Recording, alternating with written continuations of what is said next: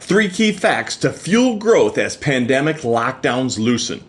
Big business, small business, and a rapid shift in generational power is fueling a huge new money move and asset transition for both 2021 and 2022. And here's how to capture your share and the competition's share too.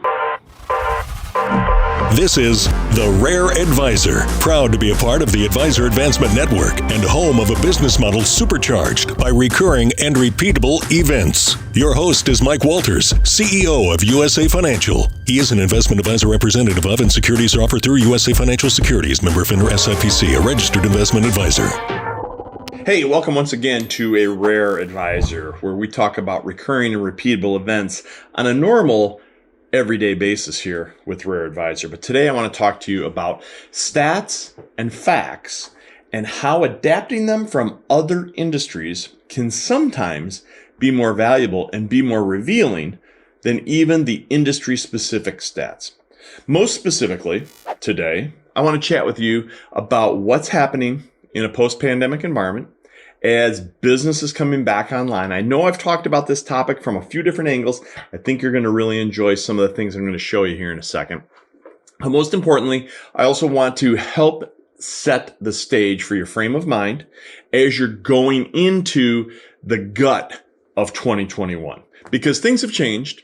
And not everybody's talking about that. But those who are embracing that change are the ones who are leaping forward the quickest right now in 2021. And we've got plenty of stats and facts and numerics to show around that. But first, I just want to talk to you about the subtleties of things that are changing and why you need to be aware of them so that you're tweaking your client experience, so that you're tweaking your systems and processes, so that you're tweaking how you're getting introduced to different potential new clientele and new prospects and new additions to your firm, and so that you're tweaking some of the conversation you're having and adjusting it for the new clients coming into your appointment process. So there's a lot of kind of back-end information to bolt into this conversation. And I'm going to do a screen share with you because I've got 3 pages that I just want to show you the stats and the numerics of what's happening and how some of these trends are really changing what's been going on here. So it's quite interesting. Now, first of all, here we are. I want to talk to you about the fact that big doesn't mean better. So bigger isn't always better. This right here, the 20 largest companies by market cap in 1989 versus today, they don't have a single company that's still on the list. Not a single one of the biggest companies from 1989 ranks on the 2021 list. And I would take that even further and say, look at the countries. In 1989, the biggest companies were dominated by Japan. And then you see a sprinkling of the US, and that's about it. We have one appearance here from the Netherlands, but it's dominated by Japan, second place United States, and then one appearance by the Netherlands with Royal Dutch Petroleum. Now, we fast forward to 2021. In 2021, now suddenly you're seeing the US is dominating what's going on here.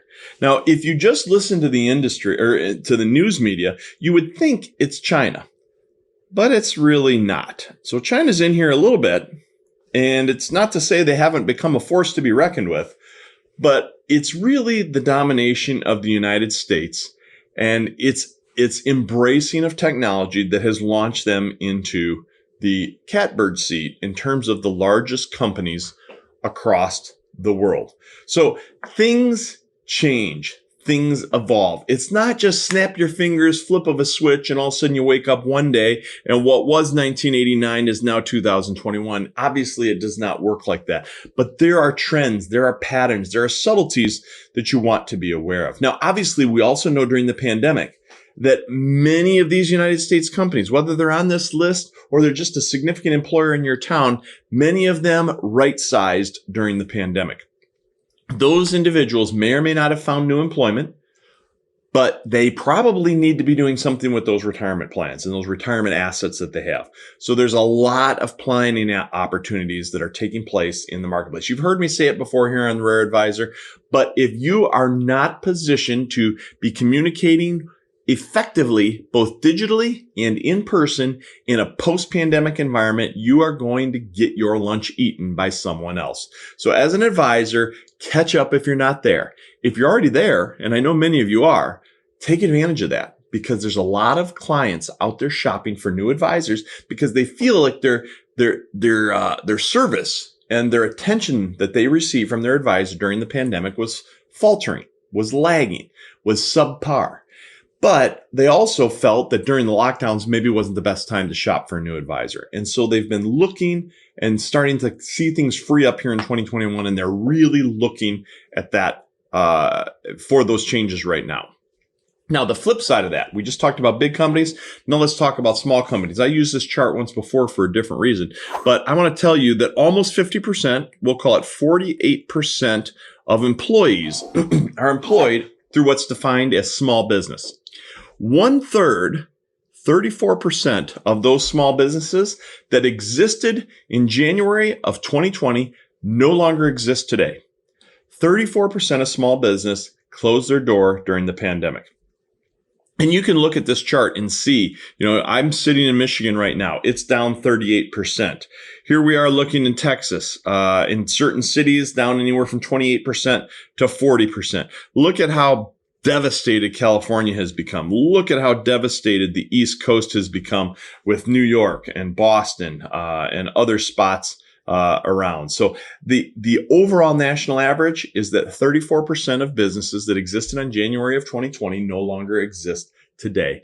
Once again, think of your entrepreneurial clientele. Think of what they've been through. Whether they survived the pandemic or did not, they're dealing with situations differently today than they did in the past.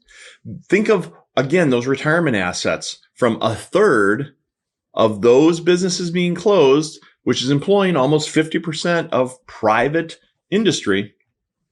Again, money is on the move. Now, thirdly, I want to talk to you about what else is shifting. A lot of people have found themselves in retirement due to the pandemic. So they were in their late 50s, they were in their 60s, maybe they were even in their early 70s, and the pandemic pushed them into retirement. There has been a shift in power in the generations that has taken place. Whether you're looking at controlling wealth, which baby boomers still control 53% of the wealth, but that number was more like in the 70s, not that long ago. Whether you're looking at the fact of who is running big business in this country and who is sitting in political offices in this country, it is still the baby boomers right here that are representing the largest subset, 38.6%. But look at what's happening with Gen X. Gen X has caught up dramatically during the pandemic. So again, know your age groups.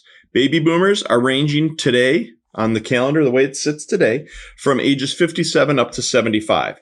Gen X is going from 41 to 56. So I'm 55. Technically speaking, I'm on the leading edge of Gen X, although I've, probably adhered more in my life growing up to being I'm kind of like the tail end of a baby boomer. The reality is numerically, I'm not. I'm not the tail end of the baby boomer generation. I'm the front end of the Gen X generation. So what I would argue is if this is an age scale, it's the older age Gen X's that are starting to step into a lot of the wealth, a lot of the corporate leadership, and you could argue political leadership as well, from the bottom end, or kind of taking over from as this top end of baby boomers are moving rapidly to retirement, and many went into retirement quicker than expected because of the pandemic. So that has to be picked up somewhere. So if this is what's remaining, I don't know, I'm getting too many blue marks here. If this is what's remaining, maybe I can change colors for you really quick. Let me see if I can pull that off. If I am good enough with my own tech to pull that off. If this is the swath that remains, because this swath is now retiring, then it gets picked up right here. And that kind of, evolves, as as we age through. So my point being, when you're looking at this changing of the guard that has been ramped forward because of the pandemic, Think about that in terms of how you're marketing to new potential prospects and clientele. If your bracket for who you target is people who are rapidly approaching retirement and or in retirement, a large swath, larger than normal in a 12-month period, has moved from rapidly approaching retirement into retirement because their time frame, their calendar got pushed forward.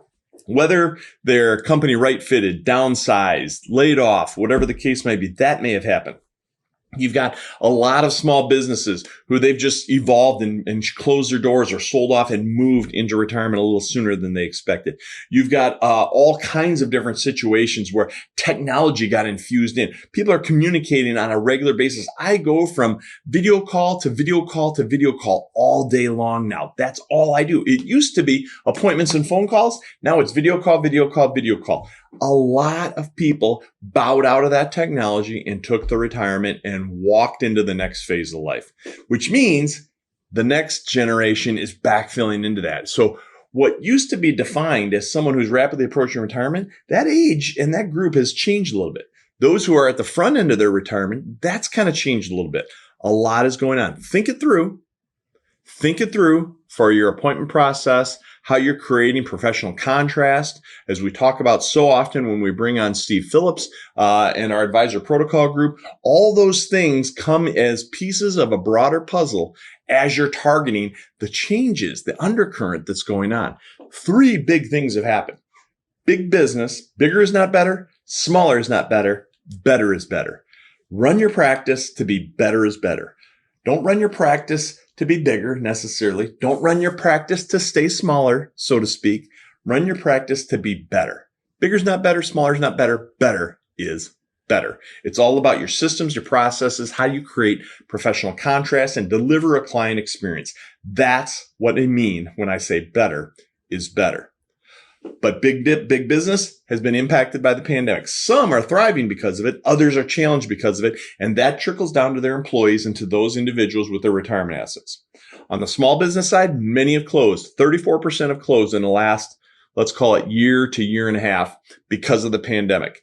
Again, affects retirement assets dramatically. And then the third piece is we've seen a quick shift, much quicker than normally in that 12 to 18 month time frame, of the differentiation of where baby boomers are in the retirement cycle and what's happening to Gen X, not only in the retirement cycle, but in the kind of phase into power and income and leadership roles, which could be their income as well, right? Maybe they're actually stepping up, getting promoted and getting differences in their income. So again, changes are occurring. Make sure your systems, your processes, your appointment process, your client experience, make sure it's all keeping up with this stuff. Hey, that's what we're about, right? It's the Rare Advisor, recurring and repeatable events, but you always have to know who is your target, who is your perfect, ideal client, so we know how and who to duplicate in the future. Hey, enjoy your time, enjoy your growth during 2021. Going to be a good finish, going to be a good tail end of this year. And we are expecting tremendous growth forward. All of our leading indicators are pointing to a monstrous 2022. So make sure you're taking part. All right. Thanks. Hey, have a good one. See ya. This information is for licensed financial professionals only and is not intended for use in soliciting sales from the public. The views expressed represent the opinions of the presenter or their featured guest, not necessarily those of USA Financial or its affiliated subsidiaries. Industry references are generic and not intended to represent actions or beliefs of any individual or entity. Content is only presented to illustrate general principles, beliefs, or ideas and should not be construed as legal or regulatory advice. Trademark and copyright protected. USA Financial and Affiliates.